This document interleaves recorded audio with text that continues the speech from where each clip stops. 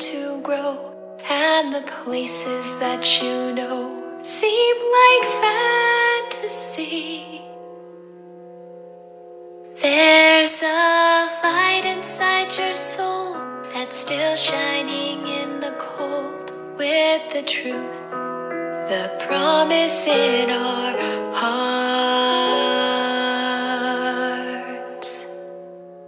Don't forget, I'm with you in the dark.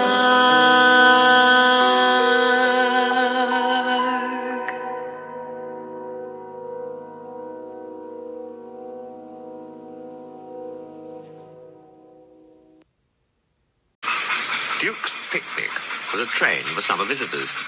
It was his special train. Many people came year after year just to see him. He always pulled it, even if he felt poorly. "I mustn't disappoint my friends," he would say. "That would never suit his grace." The morning run gave no trouble. He took his passengers up the line and stopped anywhere they wanted. He and his driver knew all the best places for picnics. "Beep, beep, beep," he whistled as they waved goodbye. "Please don't be late when I come back. We might miss the boat, and that would never do." One day, Duke felt poorly at the end of his first picnic journey. He'd been short of steam and was glad of a rest before starting back. His driver and fireman had just finished cleaning his tubes when Stuart bustled in. "Hello, Grandpuff. Are you short of puff?" "Nothing of the sort. Routine maintenance. Tell you what, Grandpuff, you're getting old. You need to take care. We'll have to keep you in order, or one day you'll break down." "Ha!" said Duke. "That'll be the day. You keep me in order." Impudence. He puffed away, whooshing crossly from his drain cocks. Duke couldn't stay cross for long. It was a lovely evening. All the picnic parties were ready. The coaches ran well, and they lost no time anywhere. "Couldn't be better. Couldn't be better," he chanted happily. They began to climb. The work was harder, but Duke didn't mind.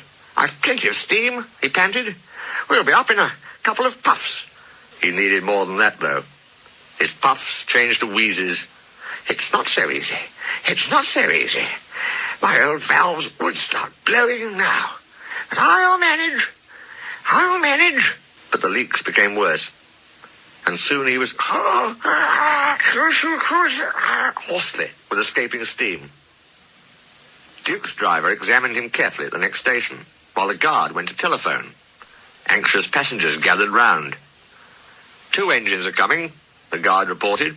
"With luck, we'll be away in 15 minutes. You'll easily catch your boat." Falcon buffered up in front. "Poor old Grandpuff," he hushed importantly. "What a shame you've broken down." "Peep, peep, peep, peep. This is the day," whistled Stuart cheekily. He was coupled on behind. "Peep, peep, peep. Are you ready?" whistled Falcon. "Beep, beep, beep. Yes, I am," replied Stuart, and away they went. Falcon had left his train at the middle station. Arrived there, the cavalcade split up. Falcon went down to the port with Duke's picnic, while Stuart headed Falcon's train with Duke coupled behind. Stuart was excited. "Fancy me rescuing Grandpuff. This is the day, this is the day, this is the day," he chortled gleefully. "Poor Grandpuff," he thought. "He's much too old. We'll have to keep him in order now. Kindly, but firmly, that's it.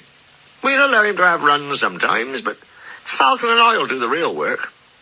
Grandpuff will be cross, but we can't help that. Poor old engine, poor old engine," he puffed kindly. Duke was by no means crippled. His valves sounded worse than they were. He could have kept his train, but his driver said, "No, our passengers will only be worried." Duke agreed. He didn't want to spoil their day. He listened to Stuart chortling and smiled. He and his driver had their own joke ready. At first, they used just enough steam to keep moving, but the last half-mile was uphill. "Now," said his driver. He advanced the regulator, and Duke responded with a will.